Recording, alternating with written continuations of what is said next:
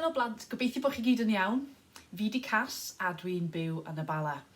Welcome to our first online messy church. Woohoo!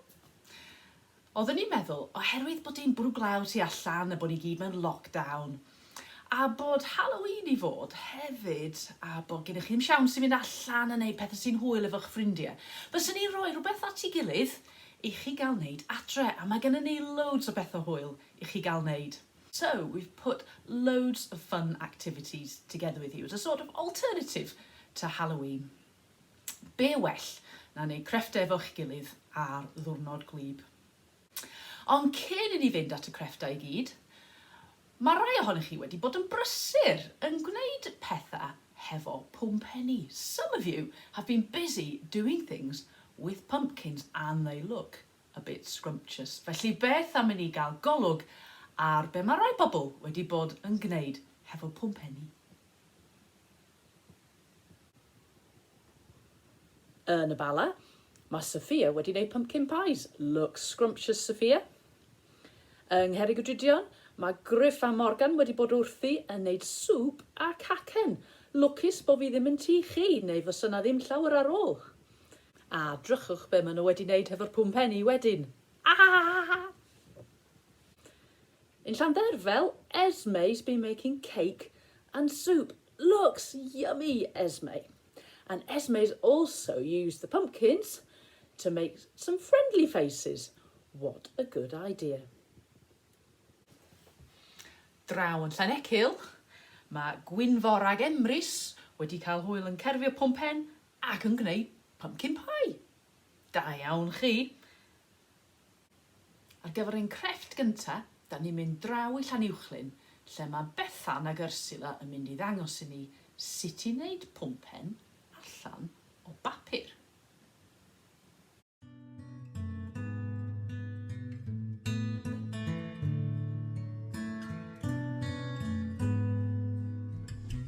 Hello! Hello! We're going to make a pumpkin for you today. This is our second time YouTube channel how to make a pumpkin. So we've got some orange card and we've got some green card, and we're going to start off by making some strips. So we're going to use a ruler and make 10 strips, 2.5 centimetres by 16 centimetres. So I've just ruled that out and we're going to cut those out now. So I'm going to use a craft knife to cut them out. If you don't have a craft knife and a craft knife, you can just use scissors. So we've got these 10 strips now, and I think I said they were 16 centimetres. Our strips are 15 centimetres by 2.5 centimetres. We've got 10 of them. So what we're going to do is we're going to, stop saying going to, we're going to put a hole punch in the top of each strip. On the bottom, yeah, Bethan? Now the top and the bottom now. So we've managed to do the holes in the top and the bottom of these strips. And we're now going to get a pipe cleaner. We'll thread it through one side. I've got a little spoon here just to roll it round the top. Secure it at one end. Thread it through the bottom.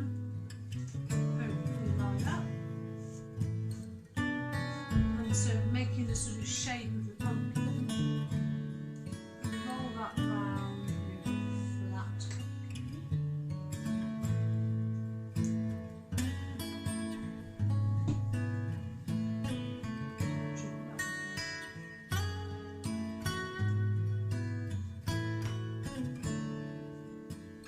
Right, okay. So, secured top and bottom, and now we're going to just pull out the strips. 10 of them.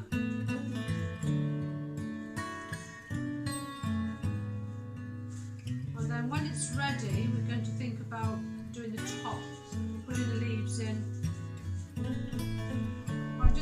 make, I'm just going to draw a couple of leaves. Just 2 leaves on the green paper. Cut them out. Punch it, hole punch in the bottom. I'm just going to use my hole punch to hopefully get the hole in the right place. A little bit guesswork with this hole puncher. I'm going to thread them onto the pipe cleaner. Do you want to do that, Betha?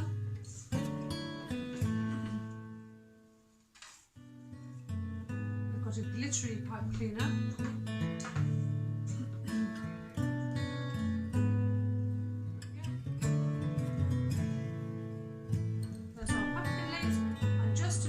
Off, we're just going to wrap that pipe cleaner around our spoon, make it curly.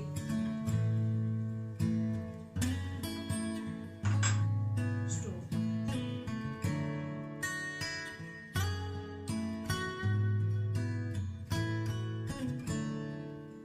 Diolch yn fawr Bethan ag Ursula. Draw i cynnwyd wan, lle mae Kelly yn mynd i ddangos i ni sut i addurno jar hefo dail a paint.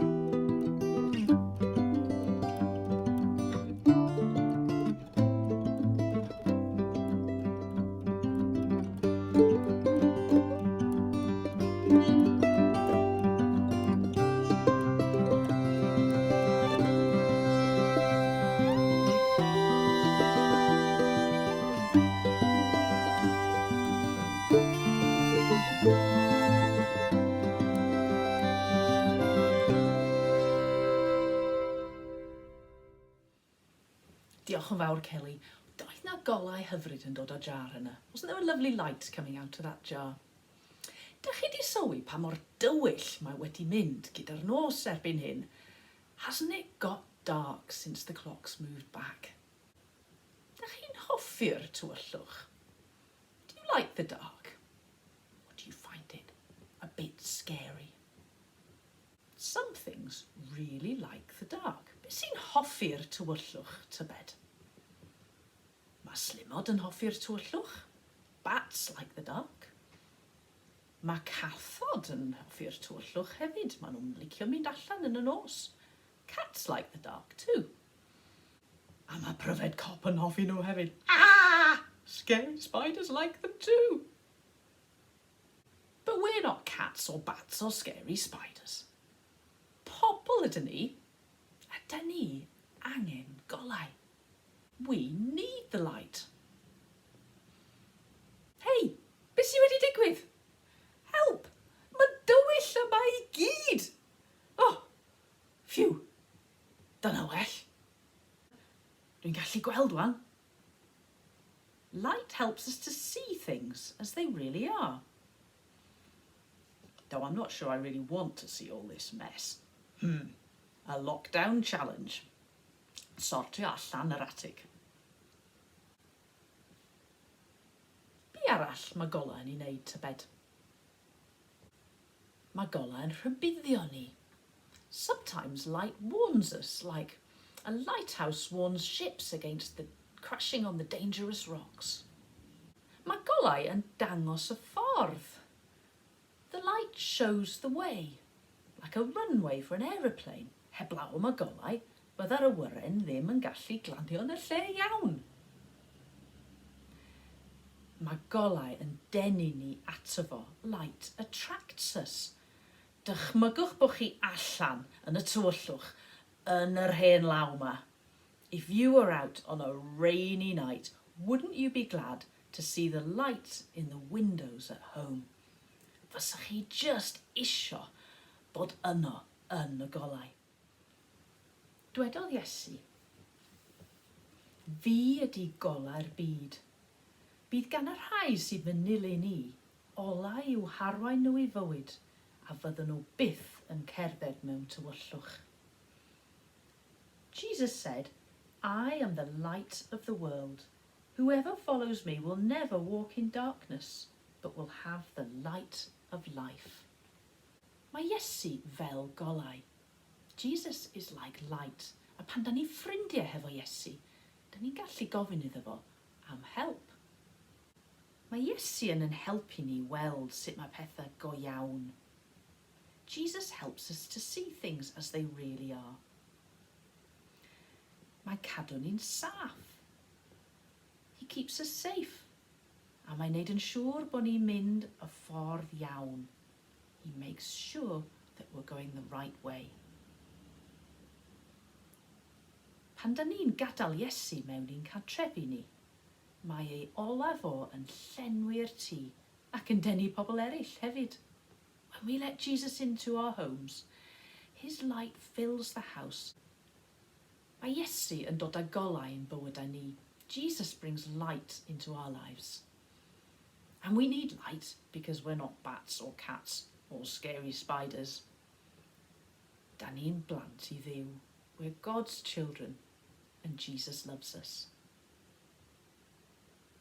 Wel, drawon ni rwan I cynwyd eto, lle mae Siwan yn mynd I ddangos I ni sut I wneud canwyll golau Iesu.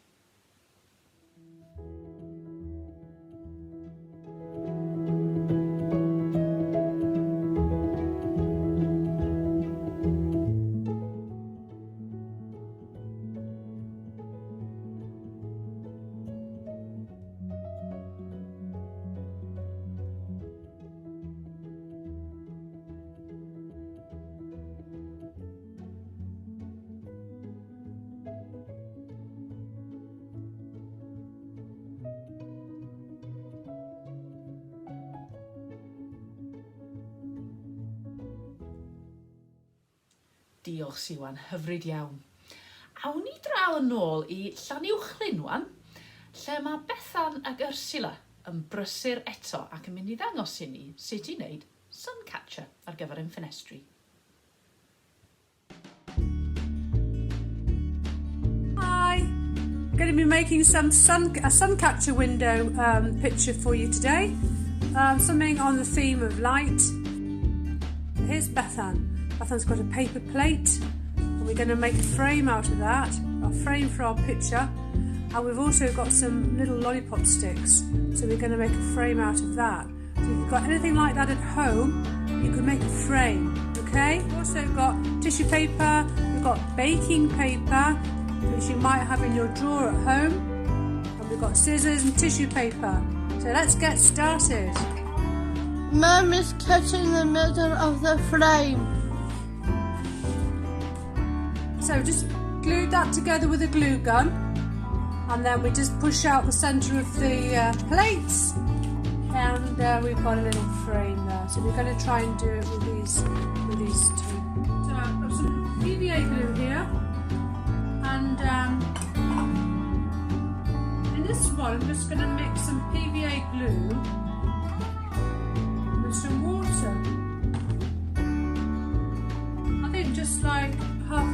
What we're going to do is we're going to cut out some baking paper and we're going to just stick it on the back of the paper plate and the back of our other frame, and then we're going to use that we're going to glue that with our runny glue.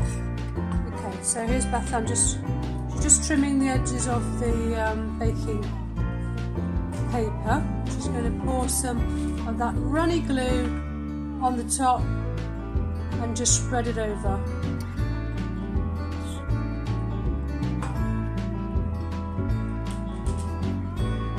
Glue on our pictures, on the picture frame and on the plate frame. And now Bethan is just ripping up some tissue paper into small pieces, and then she's going to make a whole load of orange bits of tissue paper. And Bethan's is going to be a pumpkin.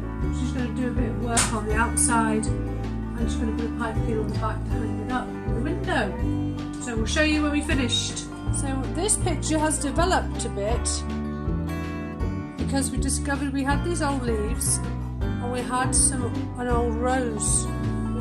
We had a bunch of roses which have dried out, and it's looking very autumnal, Bethan. Nice harvest picture. So she's just putting these little rose petals inside each alternative one. There you are. So it's a pumpkin in the middle and a garland of leaves on the outside. So when you're making crafts at home, you really have to kind of think about what you have in the house, and you can get ideas from books and YouTube videos, but at the end of the day you make it your own. That's the important thing. So this almost looks like a sun, doesn't it, Bethan?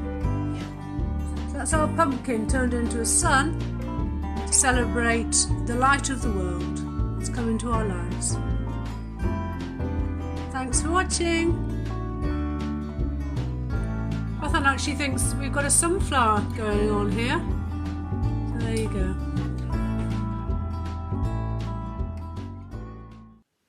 Wel, bobl bach, mae gennych chi ddigon i'ch cadw chi'n brysur yn lle mynd allan ar Halloween wan yn does. But did you know that at Halloween we don't just carve pumpkins and dress up and go trick-or-treating? It's also the time when we remember the saints, the people who were really serious back in the olden days about following Jesus. Da ni'n cofio am y bobl hynny oedd wir isio dilyn Iesu.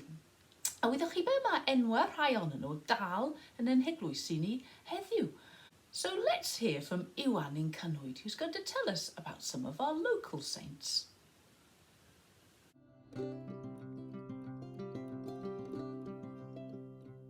Rydyn yn cofio am Sant Steiniol yn Llanuwchlyn, Sant Beuno yn Llanycyl, Sant Dderfel yn Llandderfel, a Sant Rillio yn Llandrillo. Deiniol. Wyr i pabo pos Prydain oedd Deiniol Wyn. Helpodd Deiniol i dad dynawd i adeiladu'r mynachdy enwog Bangor is y coed ar Llanau'r Afon Dyfrdwy. Sefydlodd Deiniol ysgol fynychaidd ym Mangor Fawr yn Arfon. Enw'r eglwys Llanuwchlyn yw Eglwys Sant Deiniol.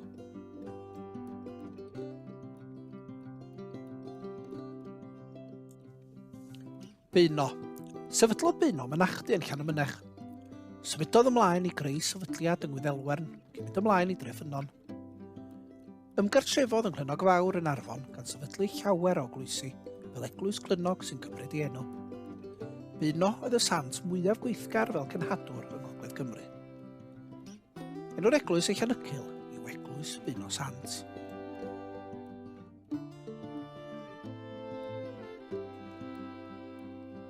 Derfel. Derfel the Strong was originally a prominent soldier, but then abandoned his military career and trained to become a monk.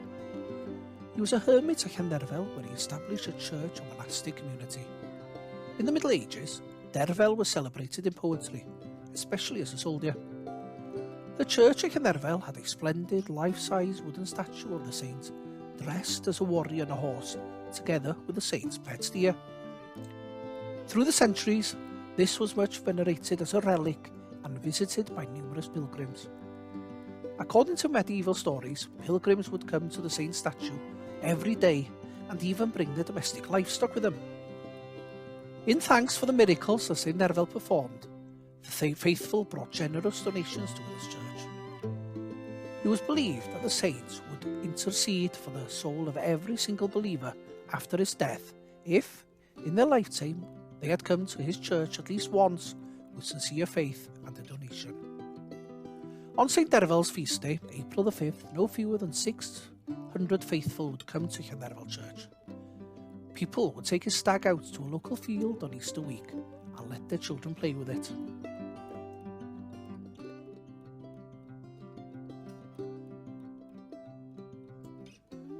Tricho. Saint Tricho is the patron saint and founder of the churches at Llandricho in Denbighshire and Llandicho and Rhos in Conwy. According to Enogion Cymru, Tricho was a saint who lived in the early part of the 6th century. He was one of the sons of Ethel Hael. Tricho was nobly born in Brittany and went to Wales as a disciple and student of Saint Cadfan, who later admitted Tricho to the religious life. Tricho became an abbot and church founder, noted for his holiness. His church at Llandricho contains representations in stained glass of some of the stories of Tricho's life. The glass was commissioned in the 1920s in memory of a former parish priest.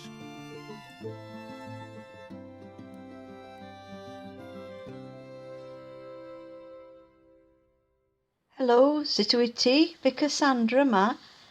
I've prepared some stuff for you to colour in.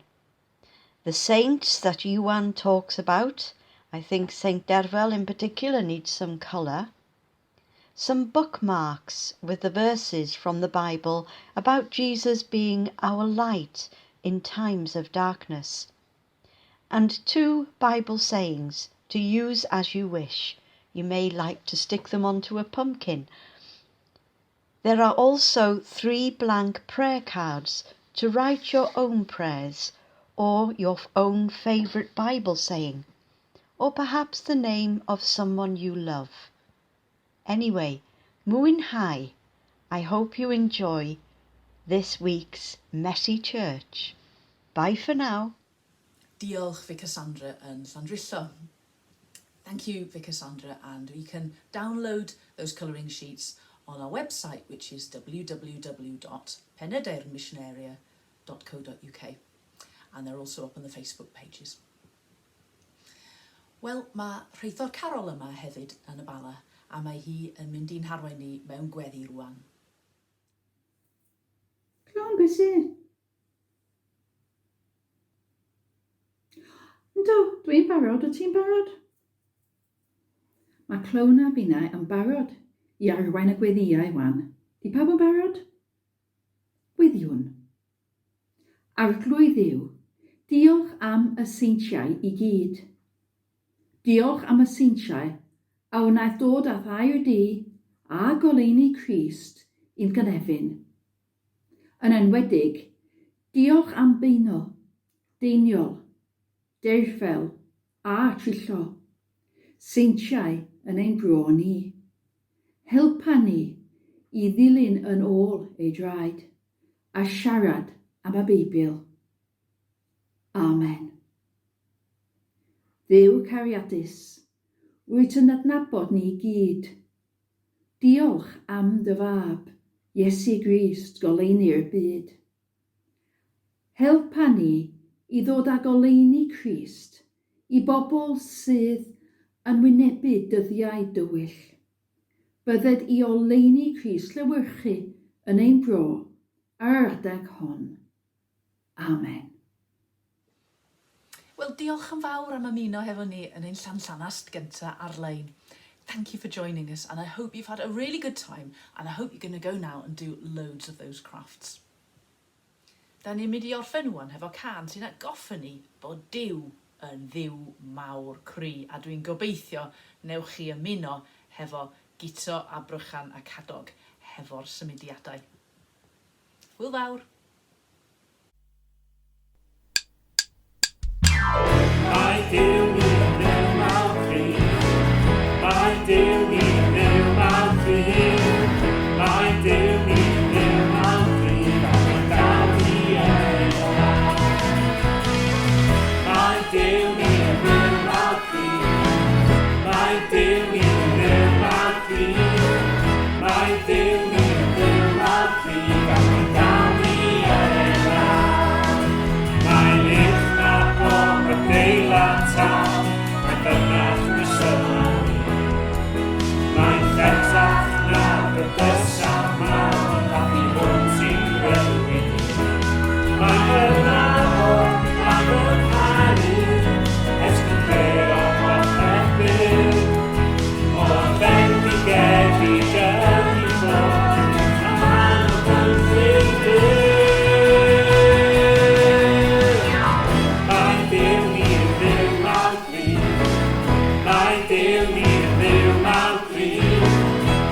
Duw ni